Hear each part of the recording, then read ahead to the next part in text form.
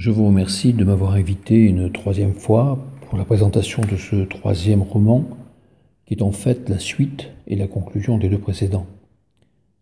La tentation du divin évolue entre le paradis et l'enfer. Le héros, J.C. Satan, est Dieu, malgré lui, dans un monde malmené et paradoxal. Au plan humain, le monde est en déliquescence. On assiste à la déchristianisation de l'Europe et à la disparition des dogmes religieux. On ne croit plus en la résurrection de la chair. Au plan technologique, la science n'est jamais allée aussi vite. Notre niveau de vie a été multiplié par 3 en 70 ans. Pourquoi est-on allé si lentement jusqu'à présent? L'écriture a 3000 ans, l'imprimerie a 600 ans. Et aujourd'hui, pourquoi cela va-t-il si vite? Le séquençage des gènes et leur remplacement, la recherche de l'ADN tumoral dans la circulation, les nanocapteurs pour dépister les cellules mutées, Watson, l'intelligence d'IBM qui lit 200 millions de pages en 1 minute, la conscience artificielle peut-être pour demain, les cellules souches qui vont remplacer nos organes ou les robots qui vont travailler à notre place. Jusqu'où va aller cette science exponentielle? Devant cette explosion de l'intelligence artificielle, le livre La tentation du divin pose 2 questions.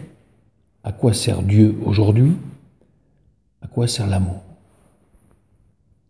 On peut se demander à quoi sert d'être Dieu aujourd'hui dans un monde promis à l'effondrement pour certains ou à une révolution technologique et économique pour d'autres. Eh bien, Dieu va incarner un rôle nouveau pour lui, celui de l'individu. Depuis toujours, l'homme a compté sur les autres pour survivre. La religion elle-même a défini un ordre moral et a permis à l'homme de supporter sa rude vie terrestre grâce au principe « aimez-vous les uns les autres ». Et puis il fallait que l'homme et la femme s'accouplent pour faire un enfant et pérenniser l'espèce. Or aujourd'hui, cela est fini. On n'a plus besoin des autres pour survivre. Grâce à la technoscience et à la consommation individuelle, l'individu se suffit à lui-même grâce à l'intelligence artificielle.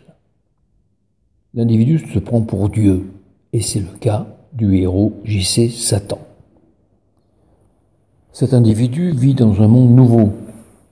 Le héros habite désormais au sharp.gmail.com, un espace sans référence et sans distance, un espace sans droit, où il n'existe pas socialement, où il n'a pas d'histoire, où il n'a pas de mémoire, où il n'a pas de culture ni d'origine.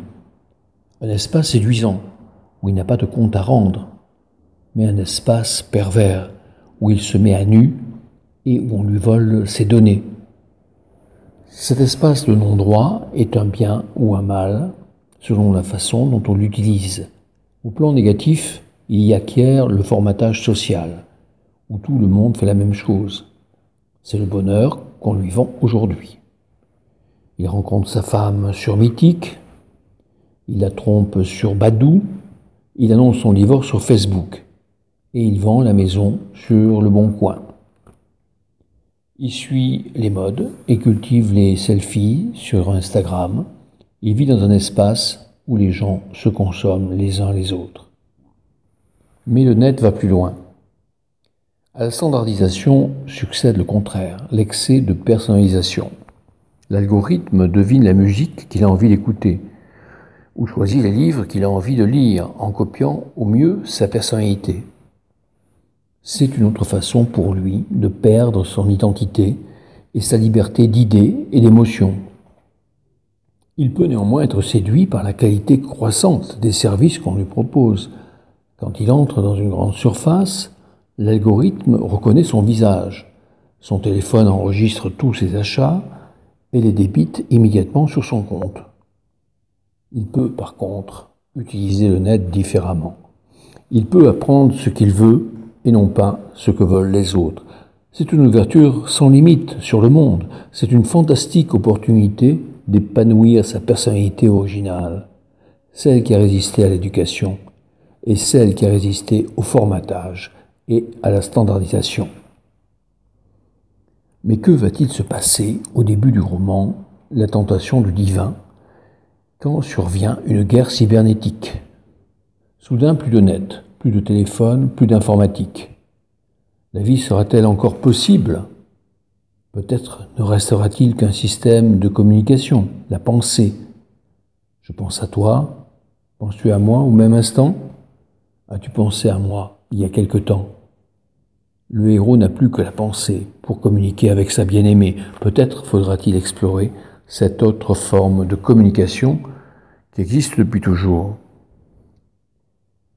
Dans ce monde nouveau, l'individu est un homme nouveau. Il est le produit inquiétant de la technoscience et de la finance. Il devient un homme abstrait, sans histoire, sans culture, sans origine, un homme sans tête. Le plus important dans sa transformation est qu'il ait transporté ses facultés mentales, la mémoire, l'imagination et la raison, dans un objet extérieur à son corps, l'ordinateur. Pour illustrer ce propos, on peut emprunter à Michel Serres l'histoire de Saint-Denis au IIIe siècle. Les chrétiens étaient chassés par les légions romaines et se cachaient. Ils élisaient leur évêque Denis, et soudain, un centurion et sa troupe firent irruption dans l'enceinte. Le chef romain sortit son glaive et trancha la tête de Denis. Miracle, le corps ensanglanté de l'évêque ramassa la tête et la brandit devant les Romains médusés qui s'enfuirent. C'était le miracle de Saint-Denis. Eh bien, le matin, quand vous saisissez votre ordinateur à bras-le-corps, vous avez la tête de Saint-Denis entre vos mains. J.C. Satan, le héros de cette fable, l'a bien compris puisqu'il possède un implant cérébral d'intelligence artificielle, comme désire le réaliser le projet Neuralink d'Elon Musk, celui qui envoie des voitures dans l'espace. Cela lui permet d'être connecté à une intelligence universelle et ainsi d'être au fait de tous les problèmes de son peuple déliquescent. Mais comment va-t-il l'aider à s'extraire de son aliénation à l'uniformisation, à lutter pour sa différence et sa diversité, et à se préserver de toute menace totalitaire? Pour cela, J.C. Satan va parcourir les chemins de la Bible, à travers les déserts et les océans. L'homme a toujours aimé créer des dieux, car il a toujours eu le besoin de se soumettre à un être supérieur. Il est misérable et ne sait pas gérer le bien et le mal, peut-être parce qu'il n'est pas libre de le faire. Alors il invente un Dieu du bien et du mal, en supprimant ses insuffisances et ses impuissances. Auprès de ce Dieu, l'homme ressemble à un être qu'il aimerait être, mais qu'il n'est pas. Alors que Dieu promet un paradis après la mort, l'homme rencontre la science sur son chemin. Et la science lui dit « Vivez plus jeune, ne soyez plus malade et ne mourrez plus ». Quel programme électoral! Combien voteront encore pour Dieu dans l'avenir? En effet, la mort est une fin pour la science. Il faut donc la reculer, voire la supprimer. Alors, il faut prendre le bonheur sur Terre grâce à la technologie et à la consommation. On est prêt à s'entretuer pour cela. Lors des campagnes de Nutella ou du Black Friday, les hommes et les femmes se séparent. « Tu ne me fais plus rêver, dit l'homme, tu ne me fais plus exister, lui répond la femme. L'homme plonge dans la vie virtuelle, la femme dans le pouvoir social. Ils sont déjà dans deux mondes différents. La femme n'a plus besoin de l'homme pour vivre, elle fait ses enfants seule avec nos machines et permettra demain de trier et de modifier ses embryons afin d'obtenir une race améliorée, plus utile à la société. Quant à l'homme, il risque de perdre dans le virtuel sa différence et son identité émotionnelle, et de n'être qu'un corps machine à la place d'un corps humain. Dieu a donc tout perdu. Alors, dernière question, à quoi sert l'amour? L'amour serait-il le dernier moyen de panser ses plaies humaines? Le héros n'est en fait qu'un dieu cybernétique face à celui de la technoscience et de la finance. Et tout cela dans un monde de dominés et de dominants, les uns soumis aux algorithmes implantés dans leur cerveau, les autres décidant de ces algorithmes et de la genèse de leurs enfants améliorés. Comment J.C. Satan va-t-il montrer à son peuple la solution de l'amour, sinon en abandonnant son implant cérébral et son habit de Dieu?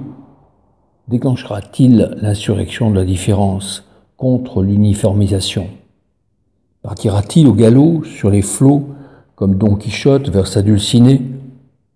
Renoncera-t-il à l'immortalité pour Shania? Cette immortalité que désirent tant les hommes au risque de détruire l'humanité? Peut-être cueillera-t-il l'Éternel avec sa bien-aimée entre deux baisers de miel.